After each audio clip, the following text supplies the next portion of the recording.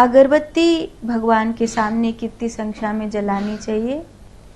ऐसे तो अगरबत्ती की गिनती में 5 की गिनती लेनी चाहिए और उससे अधिक लेनी हो तो 11 की गिनती लेनी चाहिए, कम से कम 2 की गिनती लेनी चाहिए। पर ये ज़रूर ध्यान रखना चाहिए कि जो आप अगरबत्ती भगवान के आगे जला रहे हैं, उसमें जो लकड़ी लगी हुई है अगरबत्ती में, वो अगर साल के पेड़ की है तब तो ठीक है, लेकिन जैसे कई जो मुस्लिम परिवार अगरबत्ती बनाने का कार्य करते हैं, तो चूँकि इस्लामिक परंपरा में बाँस जलाना उनके यहाँ बुरा नहीं है, लेकिन हिंदू परंपरा में बाँस का जलाना शुभ नहीं है। तो कई अगरबत्तियाँ जो मुस्लिम लोग बनाने का कार्य करते हैं, तो वो बाँस की लकड़ी का उपयोग करते हैं अगरबत्ती में। बाँस का उपयोग करने के कारण जब हम अगरबत्ती जलाते हैं, तो अगरबत्ती में बाँस संग जलता है।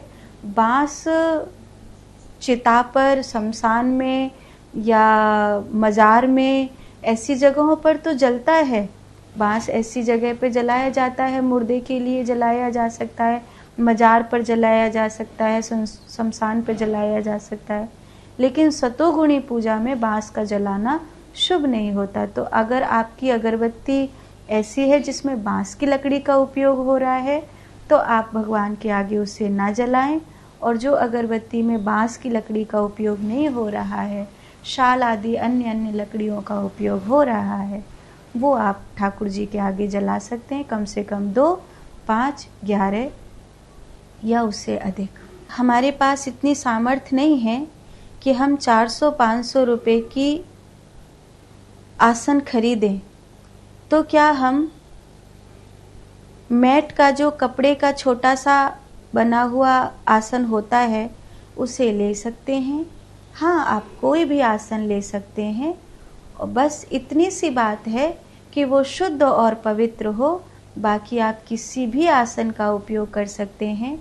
आप किसी तौलिया का भी उपयोग भी कर सकते हैं, जो तौलिया इस्तेमाल नहीं हुई हो, यूज़ नहीं हुई हो, नई जैसी हो, उसका भी उपयोग आप कर सकते हैं। आप कोई भी कंबल के टुकड़े का उपयोग कर सकते हैं। कंबल कोई बहुत महंगा नहीं आता है, जो सादा कंबल आते हैं बहुत पतले वाले, वो तो 80 से 100 रुपये का एक कंबल आ जाता है, और एक कंबल में से कम 4 या 5 आसन बनते हैं, तो आप उसका भी उपयोग कर सकते हैं। और बहुत ज़रूरी नहीं है कि किसी के पास महंगा आसन हो, ज़रूरी ये है कि आसन शुद्ध हो।